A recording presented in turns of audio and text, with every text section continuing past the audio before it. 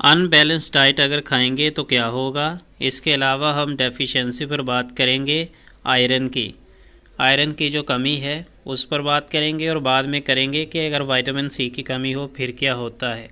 सबसे पहले हम बात करते हैं अनबैलेंस डाइट के गैर मतवाजन ग़ज़ा, जो ग़ज़ा सेहत के लिए अच्छी ना हो। If a person takes unbalance diet for a long time, अगर एक शख्स जो है वो अनबैलेंस डाइट गैर मतवाजन ग़ज़ा लेता है लंबे अरसे के लिए, for a long time, then it can lead to stress. इससे क्या होता है, स्ट्रेस होता है, टायर्डनेस होती है। टायर्डनेस का मतलब थकावट होती है। और and our capacity of doing work is also affected, और हमारे जिस्म की जो और जो हम काम करते हैं उसमें भी कमी होती है, इफेक्ट पड़ता है, असर होता है। It can contribute to the risk of developing some illness, इससे जो है बीमार भी हम हो सकते हैं, इसका रिस्क बढ़ता है। एंड अदर हेल्थ प्रॉब्लम्स, और दूसरी भी जो सेहत के हवाले से मसाइल हैं वो आते हैं। ये चंद बीमारियों के पैदा होने और दीगर सेहत के मसाइल की भी सबब बन सकती है। अगर तो डेफिशिएंसी होती है, व्हाट विल हैपन, क्या होगा।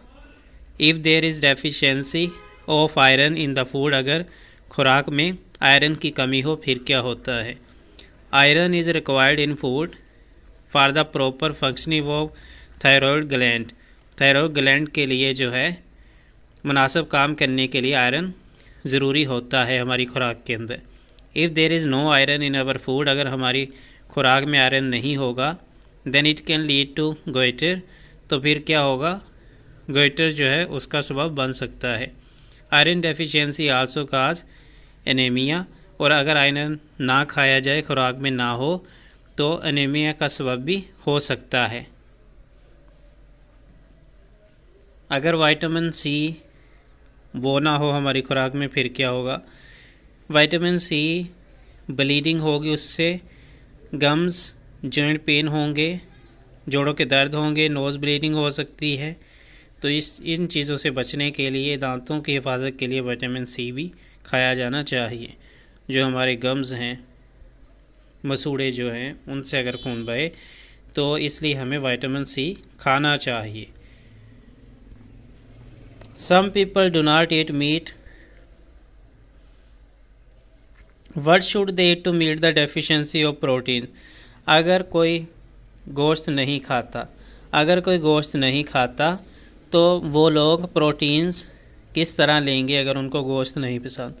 The people who do not eat meat can eat eggs. वो अंडे खा सकते हैं, फिश ले सकते हैं, मछली, दूध पी सकते हैं, मिल्क, और pulses to make the deficiency protein. इसके अलावा जो दालें हैं वो ले सकते हैं, यानी कि दूध, दालें और अंडा, ये तो आप आसानी से खा सकते हैं, सब खा लेते हैं, अंडा, दूध और दालें, सही है, दाल वगैरह जो प्रोटीन पूरी हो सकती है, गोश्त ना भी खाएं। How may they suffer if they take protein deficient food for a long time, अगर वो ऐसा खाना खाएं जिसमें प्रोटीन मौजूद ही ना हो तो फिर क्या होगा, प्रोटीन ले ही ना अगर वो। Consumption of protein deficient food for a long time leads to hormonal imbalances, इससे क्या होता है, लंबे अरसे के लिए अगर कम प्रोटीन वाली खुराक का इस्तेमाल हो तो हार्मोन्स के अदम तवाज़ुन होते हैं। हार्मोन्स जो टीनेजर्स हैं उनमें होता है। स्किन एंड हेयर प्रॉब्लम्स, इसके अलावा जिल्द और बालों के मसाइल भी होते हैं। और वीकन इम्यून सिस्टम जो है बीमारियों के खिलाफ लड़ने वाला, वो भी कमज़ोर हो जाता है। Abnormal growth and various health problem, तो इतने मसाइल होते हैं अगर प्रोटीन ना लिया जाए, मुख्तलिफ सेहत के मसाइल होते हैं। 5 proteins found in human body, जिस्म के अंदर 5 प्रोटीन्स कौन सी हैं। एंजाइम्स हैं, कोलेजन है, हेमोग्लोबिन है, हार्मोन्स है और इंसुलिन।